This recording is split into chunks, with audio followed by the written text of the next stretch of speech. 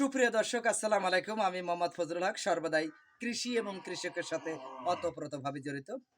আমি আপনাদেরকে নিয়ে আসলাম কেঁচোর জগতে, অর্থাৎ ভার্মি কম্পোস্ট আমরা কিভাবে তৈরি করি সেই প্রক্রিয়া আপনাদেরকে জানানোর জন্য।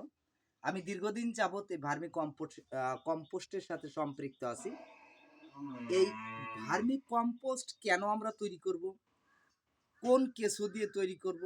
ভার্মি কম্পোস্ট আমাদের এই পরিবেশের জন্য কি মানে কিরকম প্রভাব ফেলবে? এই নিয়ে আপনাদের সামনে কিছুক্ষণ হলো আলাপচারিতা চালিয়ে যেতে চাচ্ছি। সেটা হলো, দেখেন, আমরা দীর্ঘদিন ধরে রাসায়নিক সার ব্যবহার করার কারণে মাটিতে যে অনুখাদ্যগুলো তৈরি করেছি, সেগুলো হলো অরিজিনাল মাটির অনুখাদ্য নয়। অর্থাৎ রাসায়নিকের মাধ্যমে আমরা যে সারটা জমিন থেকে সার ফেলানোর পরে যে সবজি বা যে ফসলটা আমরা তৈরি করছি, সেটা সম্পূর্ণ রাসায়নিকের মাধ্যমে আনছি।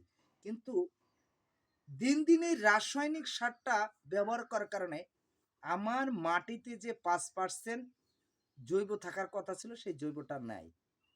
আমার এই জমিন মৃত্যুর পথে। অর্থাৎ বিজ্ঞান বলে আমি বলি না, যে বাংলাদেশের যে মাটি গবেষণা, অর্থাৎ মাটি যে পরীক্ষা করার যে কেন্দ্রগুলো রয়েছে, ফরিদপুরেও তার ভিতরে একটা। এনারা বিভিন্ন স্থানে বিভিন্ন সময় মাটি পরীক্ষা করে দেখেছেন যে আমাদের মাটিতে যে 5% জৈব থাকার কথা ছিল, সেখানে আছে 0.5, কোথায় আছে 1.5। তা সেই ক্ষেত্রে আমার মাটি, একটা আদর্শ মাটি যদি আমি তৈরি করতে চাই বা মাটি যদি বানাতে চাই, সেক্ষেত্রে আমাকে 5% জৈব থাকতে হবে। সেই 5% জৈব যদি আমি জমিনে তৈরি করতে পারি, তো সেক্ষেত্রে সর্বপ্রথম যে কাজটা হবে সেটা হলো আপনাকে জৈব সার ব্যবহার করতে হবে। আমরা এই জৈব সার ব্যবহারের মাধ্যমে আমাদের মাটির যে উর্বর ক্ষমতা, অর্থাৎ মাটিতে যে অনুখাদ্যগুলো তৈরি হয়, একমাত্র জৈব না থাকলে আপনার অনুখাদ্যগুলো তৈরি হবে না। তো সেক্ষেত্রে আমি বলবো, সাধারণ কৃষক যারা আছেন, যারা বিশেষ করে গবাদি পশু পালন করছেন, তাদের কাছে অনুরোধ থাকবে, আপনারা নিজস্বভাবে নিজস্ব কায়দায় বাড়ির যে কোনো একটা সাইডে কিছু হলেও আপনি জৈব সার তৈরি করবেন আপনার জমিনের জীবনটা ফিরিয়ে আনার জন্য। বিজ্ঞান বলে আপনার এই জৈব সার হলো মাটির প্রাণ। আপনি যদি জৈব সার ইউজ করেন, তাহলে আপনার জমিনের প্রাণটা ফিরে আসবে।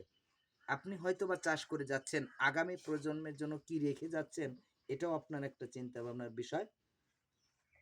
অবশ্যই অবশ্যই সকলে চেষ্টা করবেন অধিক পরিমাণে জৈব সার উৎপন্ন করে নিজের ক্ষেতে ব্যবহার করার জন্য, তাতে মাটির গুণগত মান ভালো থাকবে। ইনশাল্লাহ আগামীতে আপনাদের সামনে এই জৈব সার বিষয়ে বা কেঁচো বিষয়ে অনেক কথা তুলে ধরবো। ভালো থাকবেন, সুস্থ থাকবেন কামনা করি। আসসালামু আলাইকুম।